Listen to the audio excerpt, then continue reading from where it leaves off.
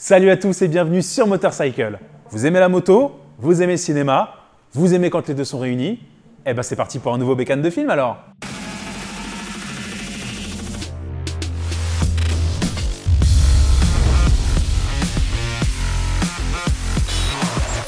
Comme d'hab, on va prendre un film, on va se pencher sur les motos qu'on trouve dedans, les cascades réalisées, les petits secrets qu'on vous a dénichés, bref, on va décortiquer tout ça. Mais avant de commencer, il faut choisir l'œuvre dont on va parler.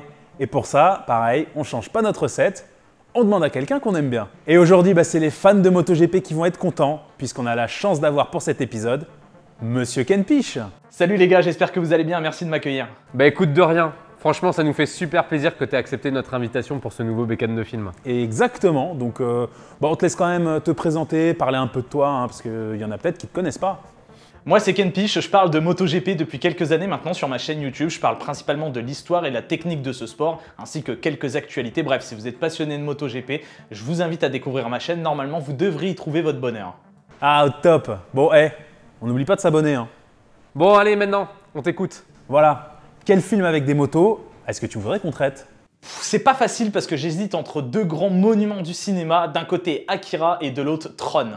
Ah ouais, d'accord. Et t'arrives pas à faire ton choix? Pourquoi c'est difficile de choisir pour moi? C'est que d'un côté, il y a Akira, j'adore tout l'univers du Japon, toute la culture japonaise, et Akira est un chef-d'œuvre de l'animation japonaise. En plus, la façon dont est traité le sujet, la musique, l'animation, les décors, bref, tout est à voir dans ce film, c'est vraiment un chef-d'œuvre. Et de l'autre côté, il y a aussi Tron qui est un monument du cinéma à mes yeux, surtout pour le côté science-fiction et les effets visuels de l'époque. Bien sûr, dedans, il y a la Cycle, la fameuse moto lumière, et ça, j'adore. Tu sais quoi, je crois que nous non plus, on n'a pas envie de choisir entre ces deux œuvres cultes qui ont amené l'animation à des niveaux jamais vus auparavant. Du coup, on fait les deux? Ouais, on va faire les deux. Bon, je pense que tu veux dire les trois films, parce que s'il n'y a qu'un seul Akira, il y a quand même deux Tron. Tron, le tout premier, et bien sûr Tron, l'héritage. Surtout que la bande originale du film est faite par mon groupe préféré, Daft Punk. Vous ne pouvez pas passer à côté de ce film-là. Bon, ok, les trois. De toute façon, on n'est plus à ça près. Ouais, jamais 203. Eh bien, parfait. Du cinéma, de la moto, à vous de jouer, les gars. Bon, je te laisse, je crois que t'as du boulot. Pourquoi j'ai dit oui déjà, moi?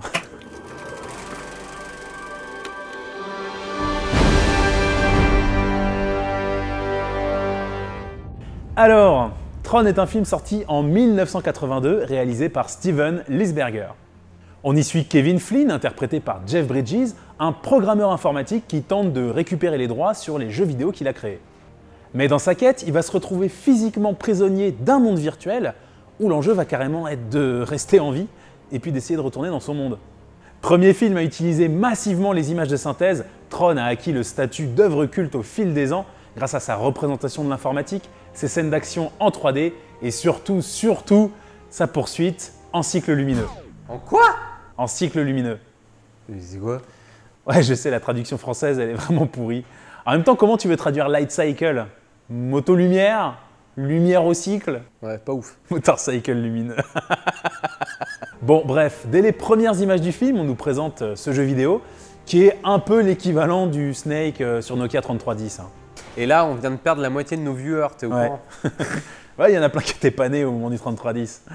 Non, selon nos stats, ça va. Ils étaient au moins à la maternelle. Enfin voilà, le principe, c'est que tu pilotes une moto qui laisse un mur solide derrière elle, et si tu te prends le mur adverse, boum, game over. Et au milieu du film, Flynn se voit contraint d'y participer en compagnie de deux autres programmes. S'engage alors une lutte pour éliminer leurs adversaires avant de réussir à s'enfuir de l'aire de jeu. Mais pas le temps de souffler, parce qu'ils se retrouvent direct pris en chasse par des tanks, et alors là, c'est avant enfin de s'échapper pour de bon. J'avoue, la première fois que j'ai vu cette séquence, je devais avoir 8 ou 10 ans, ça m'a scotché. Déjà, rien qu'avant de commencer à jouer, la moto qui se matérialise comme ça autour de toi, c'est fort. Si seulement on pouvait faire pareil dans la vraie vie, plus de problème de vol, plus de problème de stationnement.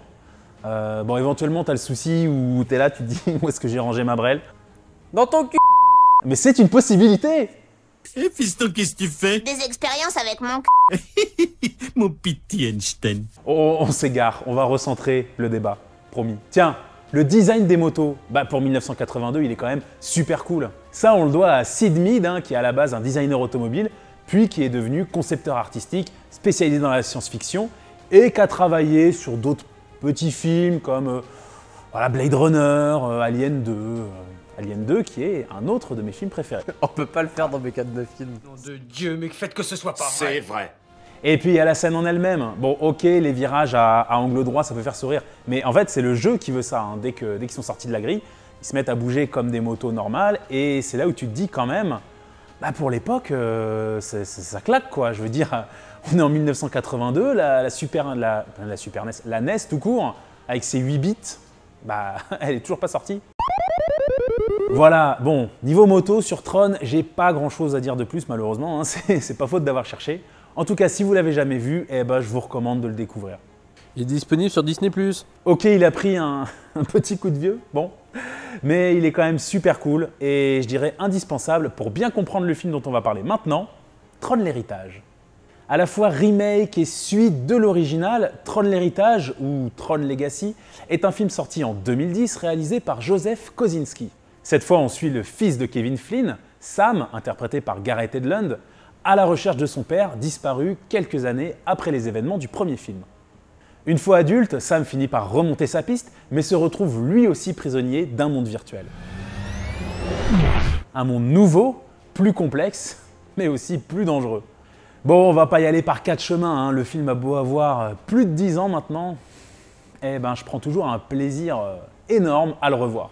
Visuellement, c'est magnifique. Techniquement, c'est incroyable. Puis il y a Olivia Wilde. Je sais pas, je trouve qu'il faudrait plus d'Olivia Wilde dans la vie. Hein ? L'histoire, bien que très similaire à celle du Tron de 82, apporte quand même quelques nouveautés. Et puis surtout la bande-son.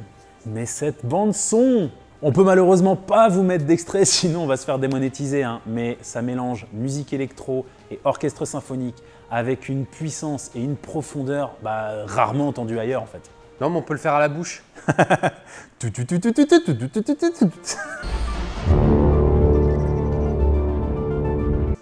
Ken Piche l'a dit, hein, cette BO, on la doit au Daft Punk. Et ils font un petit caméo très discret. Ouais, exactement, ils sont dans le film, c'est cool. Enfin voilà, cette BO, clairement, c'est l'une de mes préférées, je crois. Non, mais moi aussi, je l'ai pensé. Mais les motos, les motos. Oui, d'accord, ça vient. Au début du film, on a une scène, hein, alors elle est vraiment pas longue, hein, mais rien qu'avec la musique, j'y reviens, elle est mémorable. Sam roule à fond dans la nuit, se fait prendre en chasse par une moto de police évidemment, et finit par l'esquiver dans une cascade, plutôt cool. Ça dure à peine, je sais pas moi, ça dure à peine 1 minute, hein, mais c'est suffisant pour prendre son pied. Dedans, vous aurez bien évidemment reconnu une magnifique BMW R1200 RT de police. Non, évidemment, la star de cette scène, c'est la Ducati Sport 1000 de Sam. Une néo-rétro sortie avant la mode des néo-rétro, ce qui fait que ça a été un semi-échec pour Ducati, et donc qu'elle était même plus commercialisée au moment où le film est sorti. Habile. Mais le choix de ce modèle, il peut aussi s'expliquer par la relation de Sam avec son père. La dernière fois qu'il le voit, vraiment au tout début du film, celui-ci s'en va au guidon d'une 900 SS de 1982. Une Ducati qu'on retrouvera plus tard chez Sam. Dans le fond, là, elle prend la poussière, mais c'est bien elle. Et pour revenir à la Sport 1000, bon, il n'y a pas grand-chose à dire de plus dessus, hein, puisqu'elle est quasiment entièrement d'origine, à un détail près, le feu arrière de chez Fleda, un feu arrière.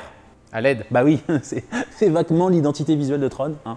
Les light cycles, tout ça, exactement, les cycles lumière. Oui, cycles lumineux, hein. Ils ont gardé la traduction, ils se sont pas fait chier. Et oui, évidemment, au milieu du film, on a à nouveau une partie. Par contre, la séquence, elle n'a plus rien à voir. Alors déjà, c'est marrant, les codes couleurs sont inversés, c'est-à-dire que les bleus, c'est les gentils et les oranges-rouges, c'est les méchants. Mais surtout, les motos bougent de manière beaucoup plus naturelle. On peut au choix activer ou désactiver le mur qu'elle laisse derrière. Et puis surtout, l'arène de jeu qui offre pas mal de possibilités supplémentaires. Résultat, cette séquence est vraiment jouissive. Ça saute, ça roule à l'envers, ça se met des coups de disque. Il y a éventuellement une possibilité de repartir après un crash. Bref, ça reste dans la continuité de l'original, mais en y apportant son lot de nouveautés. Et c'est franchement réussi. Le style des motos a aussi beaucoup changé, et ça c'est normal, puisque maintenant on le doit à Daniel Simon. C'est un designer allemand qui a commencé sa carrière dans le groupe Volkswagen, mais côté luxe, hein, chez Bugatti, chez Lamborghini, voilà, ça fait toujours bien sur un CV. Hein. Et il a aussi dessiné ça, la Lotus C01. Chut, rien à voir avec le PQ, je t'ai vu arriver avec ta blague de merde.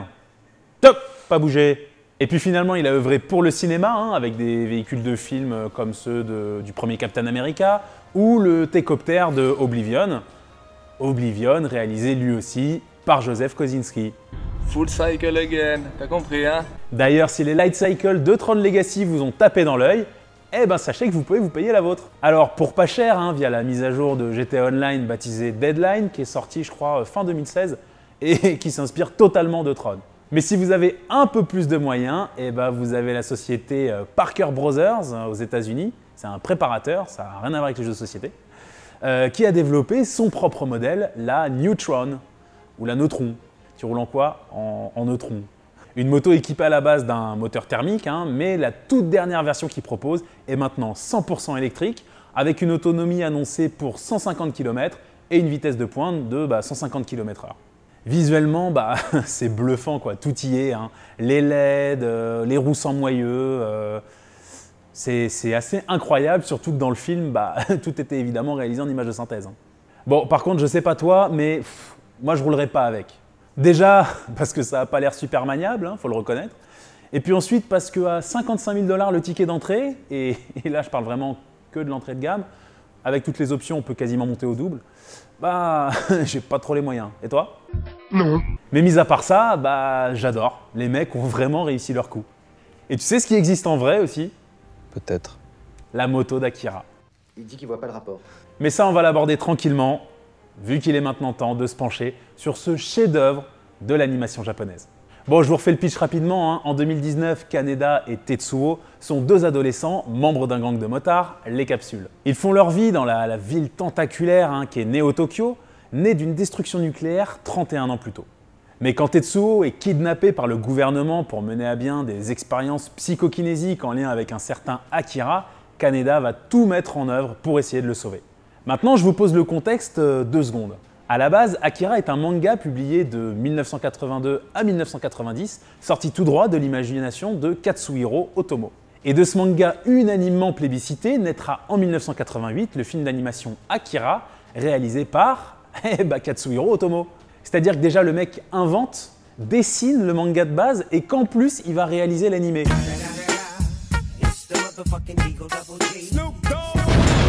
Et pas n'importe quel animé, hein, avec un budget estimé de 9 millions $, c'est le film d'animation le plus cher jamais créé à l'époque.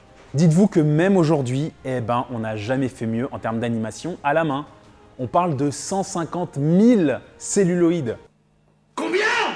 Bon, je pourrais passer des heures à vous parler de sa technique, de sa violence graphique ou de ses thématiques autour de la bombe nucléaire, mais on n'est pas là pour ça. Hein. Tout ce que je peux vous dire quand même, c'est que si vous avez jamais vu Akira, rattrapez votre retard, vous ne serez pas déçus.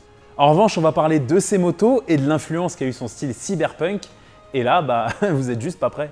Déjà, quand je disais plutôt que Kaneda et Tetsuo faisaient leur vie, en gros, ça consiste à se foutre sur la gueule avec d'autres gangs adverses, notamment celui des clowns.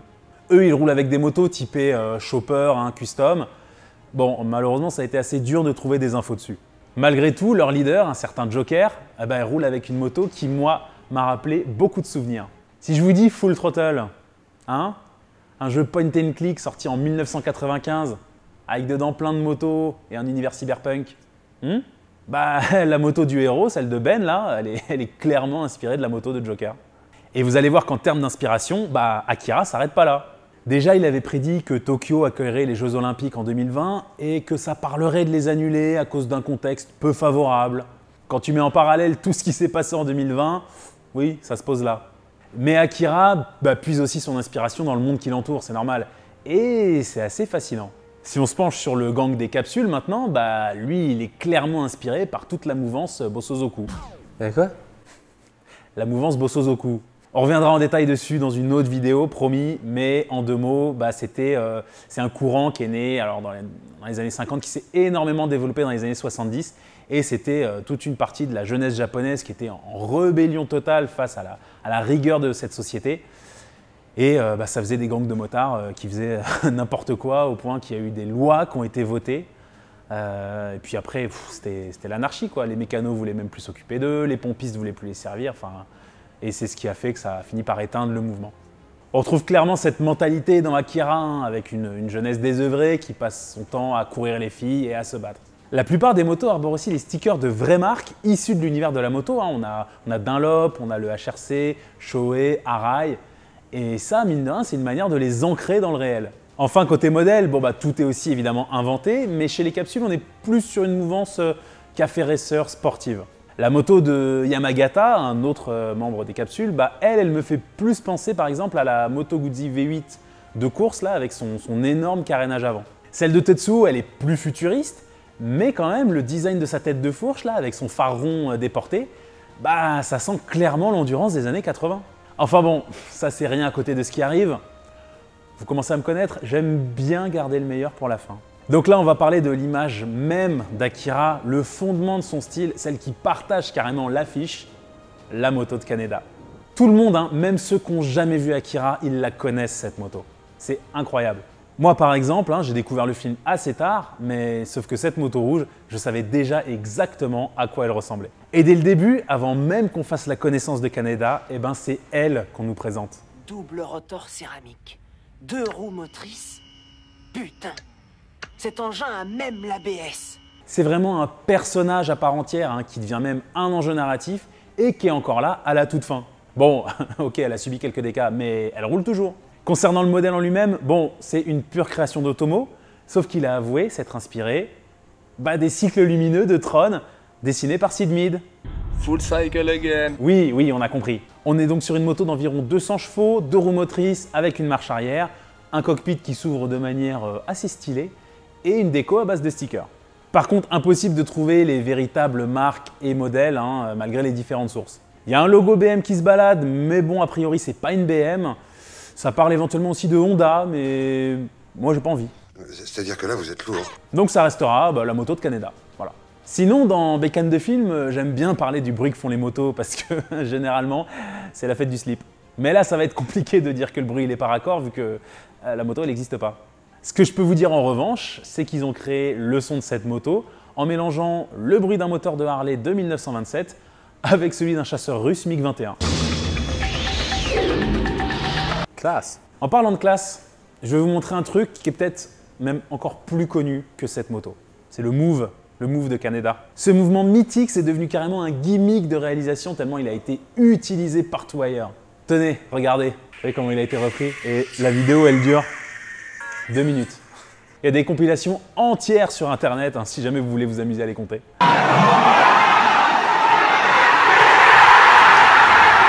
En tout cas, les scènes d'action sont tellement bien faites qu'en fait, à chaque nouveau visionnage d'Akira, je découvre qu'il a inspiré telle ou telle œuvre. Tenez, ça là aussi, là. Hein, ça a été repris dans Batman contre le fantôme masqué. Que je vous recommande aussi au passage. Hein. C'est pas du tout un truc pour les gosses au final. Bon, sinon, la moto de Kaneda, est-ce qu'on ne l'aurait pas vue dernièrement chez ton réalisateur préféré? Dans un film où il n'y a pas qu'elle en caméo. Hein. Bah non, mais on la voit quand même bien, évidemment, on parle de Ready Player One, hein, où une des héroïnes qui s'appelle Artemis pilote la moto de Kaneda quand elle fait la course. Bref, Akira a marqué plusieurs générations et je pense qu'on n'a pas fini d'en entendre parler, surtout qu'aux dernières nouvelles, et ça me fait un peu chier de l'entendre. Il y a une adaptation live action qui est prévue. Bon, ça serait Taika Waititi à la réal, hein, celui qui a fait Thor 3 et puis bientôt Thor 4. Donc pourquoi pas, mais moi les adaptations de manga réussies, je crois que j'en ai jamais vu. Oh, you kidding me? En tout cas, la moto de Kaneda, elle existe déjà en vrai, avec une réplique extrêmement fidèle, hein, construite par un certain Masashi Teshima. Pour arriver à ce résultat, on parle d'environ 7 ans de boulot et un budget de près de 120 000 $. C'est énorme. Mais ces efforts ont payé. Et oui, parce que c'est la seule réplique à avoir été officiellement approuvée par Katsuhiro Otomo. Après, si vous avez envie de vous faire un kiff à moindre frais, encore que, hein, y a Honda qui a sorti un truc en 2014 qui lui ressemble vaguement. C'est la NM4 Vultus, voilà. Et oui, repeinte en rouge, bon, il y a un petit truc, hein, mais bon, à 8 000 € à peu près sur le marché de l'occasion, ça fait cher le kiff. Il n'y a pas 200 chevaux, il n'y a pas de roue motrice, non, il y a un pauvre bicylindre 750 cm3 de 55 chevaux. Voilà, sur ces performances proprement hallucinantes, on arrive à la fin de cette vidéo. On espère vraiment que ça vous a plu. Si c'est le cas, pensez à laisser un pouce rouge et puis à parler de ces films en commentaire, hein, parce que je pense que vous avez tous des choses à dire. Pensez aussi à vous abonner, hein, ça on le répète, mais surtout pour les bécanes de films qui nous prennent encore plus de temps en recherche et en écriture. Voilà, si vous vous abonnez, c'est que vous nous montrez que ça vous a plu, que voilà, et puis que vous en voulez d'autres aussi. Hein. Et puis je peux même vous dire qu'en activant la cloche, eh ben, vous serez sûr de ne pas louper les prochains épisodes. Ken Piche, un grand merci pour ta participation. Est-ce que tu veux nous dire un dernier mot, nous parler de ton actu par exemple ? Déjà, merci à vous d'avoir traité ces films-là. C'est vraiment des films qui me tiennent à cœur, que j'ai adoré. Et puis, vous faites ça si bien, franchement, c'est un plaisir. Sinon, pour mon actu, rien de bien compliqué. On va parler de la saison MotoGP 2022. Forcément, on continue un peu à parler d'histoire de la moto, traiter cette saison qui arrive, notamment avec Fabio Quartararo, savoir s'il va conserver ou non son titre. Et puis, à côté, on fera aussi quelques vlogs en mini-moto avec des pilotes, s'entraîner sur piste, etc. Et il y a aussi un gros projet qui va arriver dans pas longtemps, aussi concernant le MotoGP. Je vous conseille de rester à l'affût. Eh ben, c'est noté. On a vraiment hâte de suivre tout ça. Quant à nous, on se retrouve dans 15 jours pour une prochaine vidéo. Et puis pour patienter, toujours pareil, il y a nos réseaux, Facebook, Instagram, Twitter. Allez, on se dit à bientôt sur Motorcycle.